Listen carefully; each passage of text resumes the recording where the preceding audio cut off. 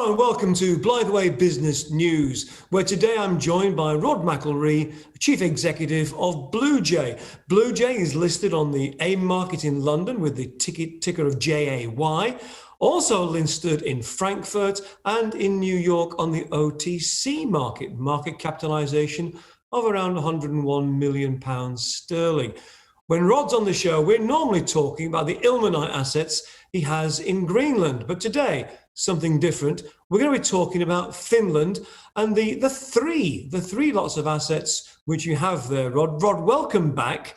I know you've been doing some exploration. I'm going to struggle with the pronunciation here, but can you give us a bit of an update on what's been going on in Finland? Let's start with Hammaslahti. I think it's Hammaslahti. Over to you. What's going on in Finland, Rod?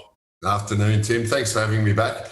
Look, the Finnish assets are something that we've had essentially since inception, from the early days of the formation of Bluejay.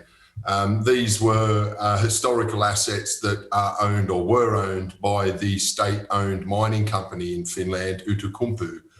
And we took control of these assets when we sort of merged Bluejay with what was then called Finost. And one of the things we noticed about these assets was that there was an enormous amount of prospectivity in and around these old historic operating mines. And we worked very hard over the last several years to really keep those in a coherent form, because we always believed at some stage those assets would materialise value for shareholders. And, you know, it was a long road there for several years, sort of keeping these things, and there was a carrying cost. But I think what has been demonstrated by the last two announcements by the company really is that decision was vindicated, in that we've been able to attract a top-tier miner in the form of Rio Tinto to Äänekoski. We'll come to that in a second. But that also energised, I guess, the team that we have in Finland to now start to look at the rest of the project portfolio. And what we are seeing now is a bit of a rise in the overall interest in the commodity space. We're seeing things happen on the stock market that is suggestive of, you know, very reminiscent of 2003, having lived through that, given all the stimulus that's going through the system. So we've started quite an extensive program of, I think it's about 4,300 metres of diamond drilling in and around the old copper mine. It was a copper, gold, silver, zinc, so a polymetallic project. And really trying to follow up on work that wasn't done by the state. They weren't active explorers as such. The old mines in this part of the world were expressing themselves at surface, and that was really what the old state-owned company went down on. And they didn't mine past the 500-metre depth. So an enormous amount of potential exists along strike and down dip of the old mine site.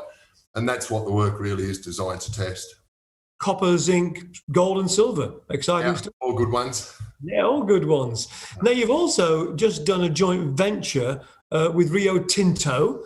Can you expand on the terms of that deal and what you're looking to achieve with the Rio Tinto joint venture?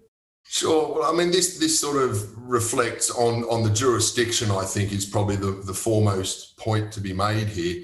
Finland, again and again over the last 5 years, features either number one or within the top five best mining jurisdictions globally. And there's a number of reasons for that, whether it's a sort of a transparent legal framework, or low sovereign risk, or high prospectivity, or a supportive social structure that supports and understands mining. So finding those jurisdictions is very difficult now, where you tick all 4 or 5 of those boxes. And I think when you can demonstrate that this belt, because that's effectively what these 3 projects are, we own the licenses over the entire belt. And these are past producing, in Äänekoski's situation, was a very prolific nickel producing area. There's several historic mine sites. The main one, obviously, was the biggest and the best. But again, very limited work done in and around the old mines. No sort of evaluation of structural repetitions or continuations along the strike in either direction. And I think this is something that attracted Rio, where you've got a historically prolific producing nickel belt. And nickel is one of the star performers in the commodity complex at the moment. They like the safe jurisdiction. They like the concept of big, high-grade ore bodies. And look, we're very pleased to have them as a partner. That deal kind of, I think, came out of left field for a lot of shareholders because, you know, up until that point, we didn't really talk about Finland terribly much. We were just sort of focused on keeping the integrity of the license package. And as I said before, I think, you know, the work that the team has done there to maintain that and also bring on a top tier partner like Rio really stands us in good stead for the rest of the work that we've got to do over there. Okay, so drilling going on at Hammaslahti with it's the copper, zinc, gold, silver. You've just brought us up to speed with Enonkoski, is that right? Enonkoski? Right, yeah. Thank you very much. Which I think you just said copper, cobalt, and nickel. And viewers may well be aware of that Elon Musk quote from a few months ago. Miners, please mine me more nickels. That's going to be in demand for electric vehicles. You've also got the third asset in Finland. Can you just talk us through that one as well, please, Rod? Yeah, again, it's a historic producing belt. We own all the licenses, over 95% of that belt. There is a producing mine at the very northern end owned by Boliden, although I think that's sort of coming towards the end of its life now. But again, enormous prospectivity, not a lot of work done in between these mines to test that continuity. Again, just coming back to the idea that the old state-owned companies really identified it at surface and followed it down to a maximum depth of 500 metres and then turned it off. You know, to most exploration geologists, that's manna from heaven, finding something of that situation where you can just come in, benefit from all the historical infrastructure in place there. On all of these historical mines, they actually have declines already in place down to 500 metres. So, you know, any resource that is identified on any one of these three projects, Outokumpu, Enonkoski or Hammaslahti, could be brought into a production form quite quickly and quite cheaply because of that existing infrastructure. So that's key, I think. And, you know, moving forward, what we would ultimately, in our business model, not just in Finland, Tim, but in Greenland and the Nordics as a whole, is to sort of bring big partners to each one of these projects. And, you know, hopefully that's what we're going to be able to continue to demonstrate moving forward. So we'll see how that rolls out over the next sort of 3 to 6 months.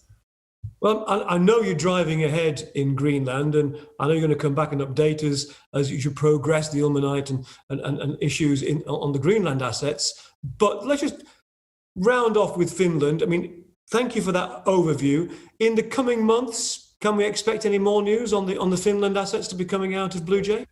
Yeah, there's a lot of work actually that in and around that Hammaslahti situation. The drill results obviously will come over the next course of the next couple of months.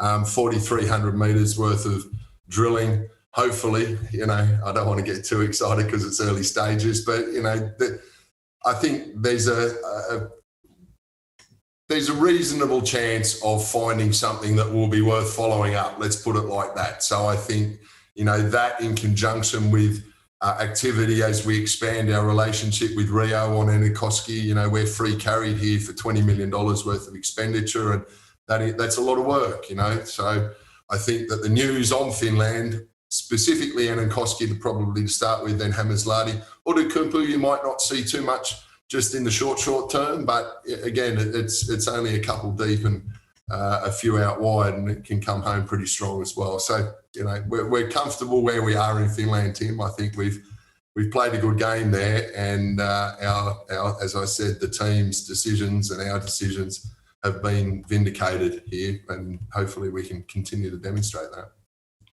Thanks, Rod.